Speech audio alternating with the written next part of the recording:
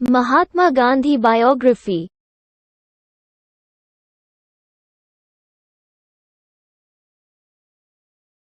भारत देश की आज़ादी में बहुत से स्वतंत्रता सेनानियों का योगदान रहा, जिनमें से आज हम एक स्वतंत्रता सेनानी की बात करने वाले हैं, जिसकी तस्वीर को हम दिन में कई बार देखते हैं, जिन्होंने भारत को आज़ाद कराने के लिए अहिंसा का रास्ता चुना, जो हमेशा अहिंसा के रास्ते पर चले और जिनके विचार थे कि अगर कोई आपको एक थप्पड़ मारे तो उसके साथ लड़ने की बजाय अपना दूसरा गाल आगे कर दो। आप इससे समझ चुके होंगे कि हम किसकी बात कर रहे हैं। जी हाँ, हम महात्मा गांधी जी की बात करने वाले हैं। हम इस आर्टिकल में महात्मा गांधी जी के जीवन के बारे में जानेंगे और उनके द्वारा किए गए आंदोलनों के बारे में जानेंगे। महात्मा गांधी का जन्म। महात्मा गांधी का पूरा नाम मोहनदास करमचंद गांधी था। इनका जन्म 2 अक्टूबर 1869 को भारत के वर्तमान गुजरात के पोरबंदर स्थान पर हुआ था। उनके पिता का नाम करमचंद गांधी और माता का नाम पुतलीबाई था और यह करमचंद की चौथी पत्नी थी। उनकी माता भक्ति करने वाली, धार्मिक और अच्छे विचारों वाली महिला थी, जिसका प्रभाव महात्मा गांधी पर भी पड़ा।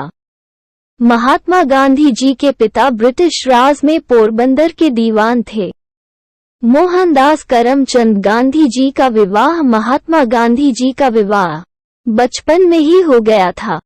उनका विवाह सन 1883 में हुआ, जब उनकी आयु 13 साल थी और उनकी पत्नी कस्तूरबा, जिनकी आयु 14 साल थी।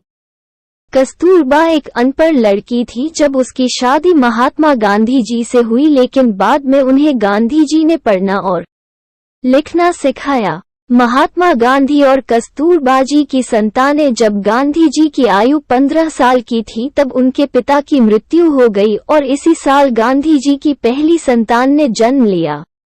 इनकी कुल 4 संतान हुई, जो चारों पुत्र थे, जिनका जन्म इस प्रकार से हुआ। हरिलाल गांधी 1888 में जन्मे, मनीलाल गांधी 1892, रामदास गांधी 1897 और देवदास गांधी 1900 में जन्मे।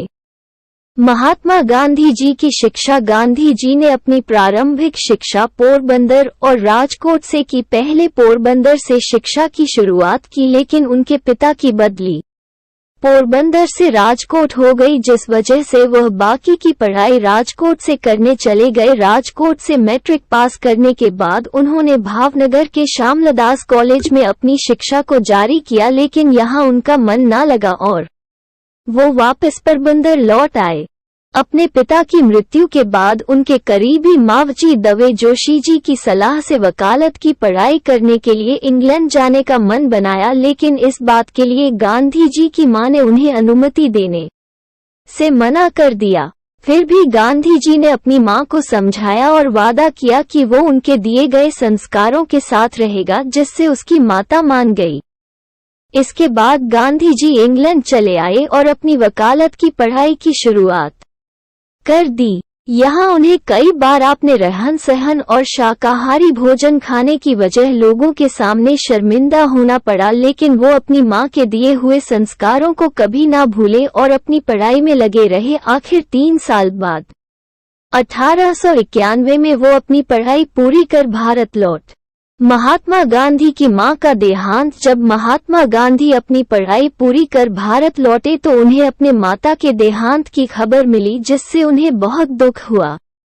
इसके बाद गांधी जी ने मुंबई जाकर वकालत का अभ्यास करने के बारे में सोचा और वहां चले गए, लेकिन कुछ ही वक्त में वहां से भी लौटकर राजकोट वापस आ गए। वापस लौट आने के बाद उन्होंने लोगों की अर्जियां लिखने का कार्य शुरू किया, लेकिन कुछ समय बाद किसी वजह से उनका ये काम भी बंद हो गया। महात्मा गांधी का अफ्रीका जाना। 1883 में गांधी जी अफ्रीका के लिए चल दिए। अफ्रीका की इस यात्रा से उनको बहुत कुछ नया अनुभव करने को मिला, जिसने उनके जीवन को एक नई दिशा में मोड़ दिया और अफ्रीका में रहते हुए ही उन्हें भारतीयों के साथ होते भेदभाव के बारे में पता चला। जैसे एक बार वो गाड़ी से कहीं जा रहे थे, लेकिन उनके पास प्रथम श्रेणी की टिकट होने के बाद भी एक व्यक्ति ने उन्हें धक्का देकर बाहर निकाल दिया। ऐसी और भी कई घटनाएं उनके साथ वहां पर घटित हुई जिससे उनके दिल पर गहरा प्रभाव पड़ा और उन्होंने इस भेदभाव को खत्म करने के बारे में सोचा, जिसके लिए उन्होंने अहिंसा का रास्ता चुन आंदोलन शुरू किए। दक्षिण अफ्रीका में संघर्ष। पहले संघर्ष में उन्होंने सरकार को अपनी समस्याओं पर याचिकाएं भेजी। भारतीयों को एकजुट करने के लिए गांधी जी ने नोडल भारतीय कांग्रेस का गठन किया। इसी दौरान उन्होंने एक भारतीय अखबार की शुरुआत की जिसका नाम इंडियन ओपिनियन था। इसी तरह गांधी जी ने 20 साल अफ्रीका में रहकर भारतीयों के अधिकारों के लिए संघर्ष किया। गांधी जी की भारत वापसी और आंदोलन। गांधी जी जब भारत वापस लौटे तो उनकी उम्र 46 वर्ष हो चुकी थी। इसके बाद उन्होंने करीब 1 साल भारत की स्थिति का अध्ययन किया। 1916 में जब गांधी जी की आयु 47 वर्ष थी तब उन्होंने साबरमती नामक आश्रम की स्थापना अहमदाबाद में की।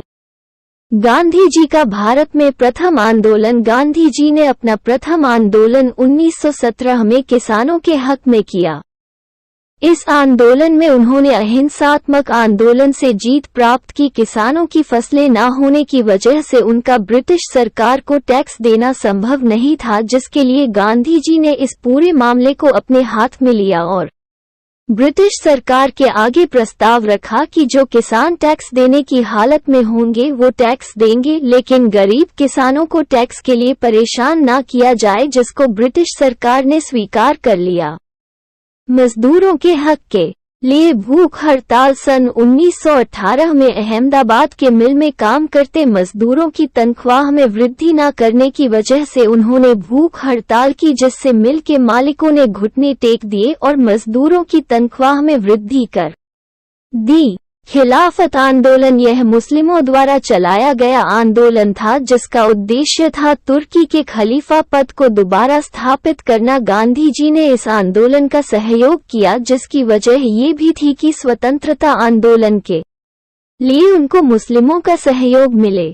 असहयोग आंदोलन। पहले विश्व युद्ध के बाद भी इस वक्त लगे प्रेस पर प्रतिबंध और बिना जांच के गिरफ्तारियों को ब्रिटिश सरकार द्वारा जारी रखा गया, जिससे लोगों में आक्रोश भर गया और गांधी जी की अध्यक्षता में असहयोग आंदोलन चलाया गया, जिसके तहत भारत के नागरिकों ने अंग्रेजों का सहयोग करना बंद किया और अपने काम धंधे बंद कर दिए, जिससे देखते ही देखते यह आंदोलन बड़ा होता गया और सभी काम बंद होने लगे। इससे ब्रिटिश सरकार खतरे में आने लगी। 1857 की क्रांति के बाद ये सबसे बड़ा आंदोलन था। चोरा चोरी कांड। ये बहुत बड़ा आंदोलन बन चुका था, लेकिन 1922 में ये हिंसक रूप में बदल गया। पुलिस ने आंदोलनकारियों को पकड़कर जेल में बंद करना शुरू कर दिया, जिससे लोगों में गुस्सा भर गया और यह शांतिपूर्ण तरीके से चल रहा आंदोलन हिंसक हो गया। लोगों ने चोरा चोरी नामक थाने में आग लगा दी।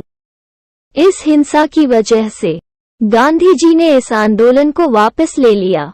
भारत छोड़ो आंदोलन। 1942 में देश को आजाद कराने के लिए गांधी जी की अध्यक्षता में एक बहुत बड़ा आंदोलन किया गया। 8 अगस्त को गांधी जी द्वारा नारा दिया गया अंग्रेजों भारत छोड़ो और 9 अगस्त को इस आंदोलन के समर्थन में पूरा भारत उत्तर आया। यह अब तक का सबसे बड़ा आंदोलन था, जिसको दबाने के लिए अंग्रेजी हुकूमत को 1 साल लग गया।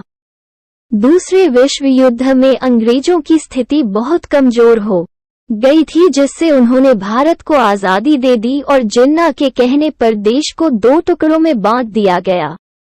गांधी जी देश को 2 टुकड़ों में बांटना नहीं चाहते थे, लेकिन तब की स्थिति को देखते हुए उन्होंने यह सही समझा। महात्मा गांधी जी की मृत्यु 30 जनवरी 1948 को शाम 5:17 पर नाथूराम गोसे और उनके साथी गोपाल दास के द्वारा गांधी जी की गोली मारकर हत्या कर दी गई, जिसके बाद गोसे पर केस चलाया गया और उनके साथ उनके एक सहयोगी नारायण अप्टे को फांसी की सजा दे दी गई।